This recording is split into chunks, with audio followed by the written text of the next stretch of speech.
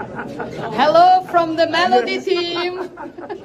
Giorgia Meloni जो कि बेइंतहा popular इस वक्त इटली की लीडर, और उन्हीं के साथ नरेंद्र मोदी साहब भी वैसे ही पॉपुलर लीडर। आखिर क्या वजह है कि यही दो लीडर्स सबसे ज्यादा पॉपुलर हैं? जी, आपके प्राइम मिनिस्टर साहब खुद कह चुके हैं कि दुनिया के जो लीडर हैं मेरा फोन नहीं उठाते। क्यों उठाएंगे फोन आप? Because you are liability. अब जब भी कहते हो ना, आपका स्लोगन क्या है? आपका स्लोगन ये है कि आप हमारे घर आओगे तो क्या लेकर आओगे, हम तुम्हारे घर जाएंगे तो क्या दोगे। मोदी जी की तो बड़ी पिक्चर्स आती, फोटोज आती रही जो हम देखते रहे उनके। अभी भी लोग बड़े खुश हो रहे थे और इस तरह से। तो लेकिन ये कि आपके ख्याल से क्या कौन से ऐसे पॉइंट्स हैं जो प्राइम मिनिस्टर मोदी वहां जाके बात करेंगे? एक तो ये कि नमस्ते बहुत वहां पर पाकिस्तान किस ब्लॉक में है? पाकिस्तान उसी ब्लॉक में जहां था, और उस ब्लॉक का नाम है डॉलर ब्लॉक। जहां से पैसे मिल जाए हम उस ब्लॉक में होते हैं। इसमें हमारा चाइना के साथ कोई रिश्तेदारी नहीं। आपको पता होना चाहिए कि हमारे मुर्शिद पाक ने बिल्कुल सील कर दिया था, सी पैक को बंद कर दिया था, प्लेट में रख के हर चीज अमेरिका को दी थी। तो हमारा ब्लॉक डॉलर ब्लॉक है, हमारा कोई ब्लॉक दूसरा नहीं है।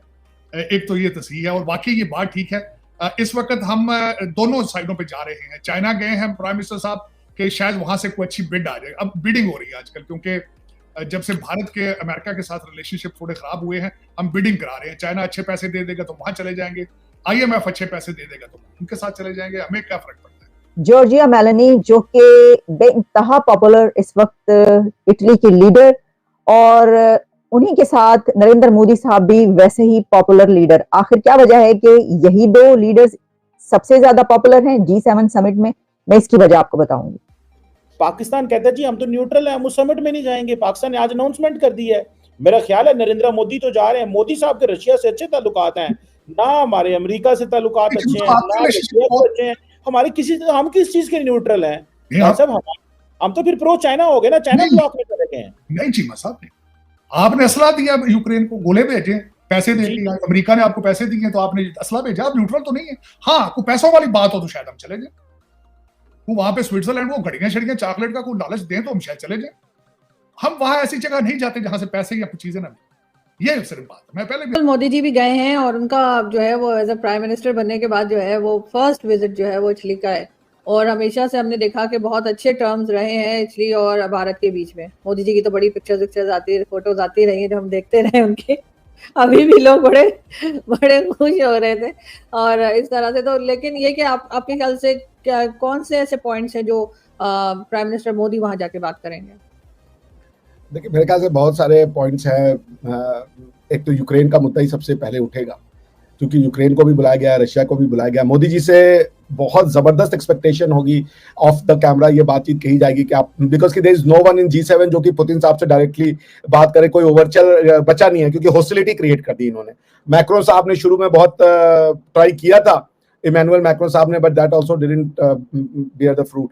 तो मेरे ख्याल से जो ये अपार्ट फ्रॉम फाइनेंशियल इंक्लूजन और जो दूसरे इकोनॉमिक डेवलपमेंट की बातचीत होंगी, इंफ्रास्ट्रक्चरल डेवलपमेंट की बातचीत होंगी, मोदी जी से ये रिक्वेस्ट तो की जाएगी कि आप ही हैं इस समय जो पुतिन से भी बात कर सकते हो, जिसको हम पे भी भरोसा है। आप ही एक you are the only common factor between Russia and the G7।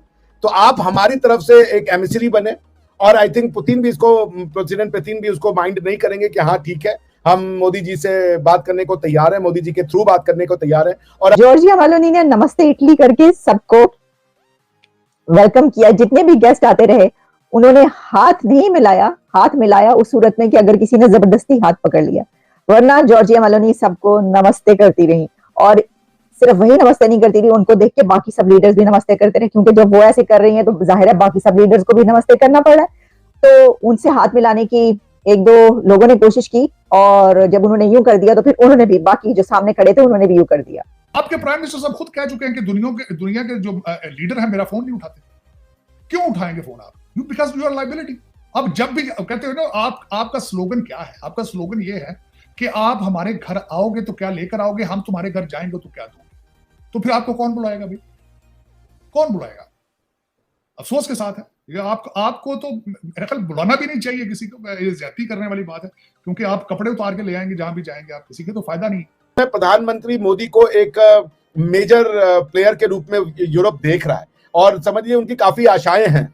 और बिकॉज कि बाकी सब तो चलता रहेगा, जैसे मैंने कहा कि बहुत सारे इकोनॉमिक डेवलपमेंट के बातचीत होगी, चाइना वाली भी बातचीत होगी, जो कि वो वन बेल्ट वन रोड अभी इटली ने पुल आउट किया था, तो वो सब तो होगा ही होगा कि भाई कैसे हम जो वर्ल्ड कनेक्टिविटी है, चाइना का जो वन बेल्ट वन रोड का मॉडल है उसका ऑल्टरनेटिव कैसे हम दे सकते हैं, कैसे यूरोपियन फंडिंग और अमेरिकन फंडिंग इंडिया के साथ मिलकर के उसका एक ऑल्टरनेटिव मॉडल दुनिया को दे सकती है, ताकि वो हमसे रोड बेल्ट अपना इंफ्रास्ट्रक्चर हमसे डेवलप करवाएं। एक तो ये कि नमस्ते बहुत वहां पर वायरल रहा, और इस पे उन्होंने प्रेसिडेंट जो बाइडेन को भी यूं करके नमस्ते किया, लेकिन फिर प्रेसिडेंट जो बाइडेन ने जबरदस्ती जॉर्जिया मेलोनी का हाथ पकड़ ही लिया। अच्छा, एक तो ये कि ये जो नमस्ते वो करती है, उनको आदत है, उसकी वजह ये है कि जब वो इंडिया गई थी और जब भी उनकी नरेंद्र मोदी साहब से मुलाकात हुई है मेलोनी साहिबा की, तो वो वहां से सीखा है उन्होंने, और मैं 100% यकीन से कह सकती हूँ कि उन्होंने नरेंद्र मोदी साहब से जॉर्जिया मेलोनी ने सीखा है नमस्ते। और मजे की बात यह है कि क्योंकि नरेंद्र मोदी G20 के मेंबर हैं, इंडिया G20 का मेंबर है, तो जो उन्होंने अपनी स्टेटमेंट जारी की है इंडिया ने, उसमें उन्होंने कहा है कि जब मैं G20 समिट में 2021 में गया था, मतलब ये कि आप लोग भी G20 के लिए मेरे पास आए हो, अगर मैं G7 पे आपके पास जा रहा हूँ। और अब वो कह रहे हैं कि जी हमारा बायलैटरल और मल्टीलैटरल एजेंडा जो है वो बड़ा इंपॉर्टेंट है, और इंडिया इटली जो स्ट्रेटेजिक पार्टनरशिप है वो बड़ी ज़बरदस्त है। और पर्टिकुलरली अब वो देखें इटली को किधर इंगेज कर रहे हैं, ये बड़ी देखें the way India has gone global, इन चीज़ों से आप समझें। नरेंद्र मोदी ने अपने स्टेटमेंट में ये कहा है कि हम इंडो पैसिफिक में और मेडिटेरेनियन रीजन्स में कोलैबोरेट एंड कोऑपरेट कर रहे हैं। इटली का क्या लेना देना इंडो पैसिफिक में, लेकिन क्योंकि एक ब्रॉडर वेस्टर्न इंटरेस्ट हैं ऑन चाइनीज बैकयार्ड, तो वो इंडिया को यहाँ पे वो इटली को यहाँ पे लेके आ रहे हैं।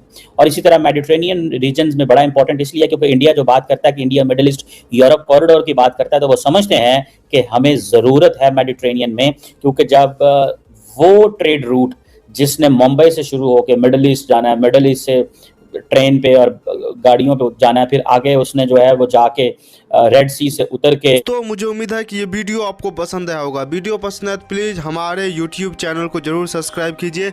इसी प्रकार का भविष्य में वीडियो देखने के लिए चैनल को सब्सक्राइब कीजिए। हमारे इस YouTube चैनल पे आपको इससे भी ज़्यादा इंटरेस्टिंग वीडियो भविष्य में देखने को मिलता रहेगा।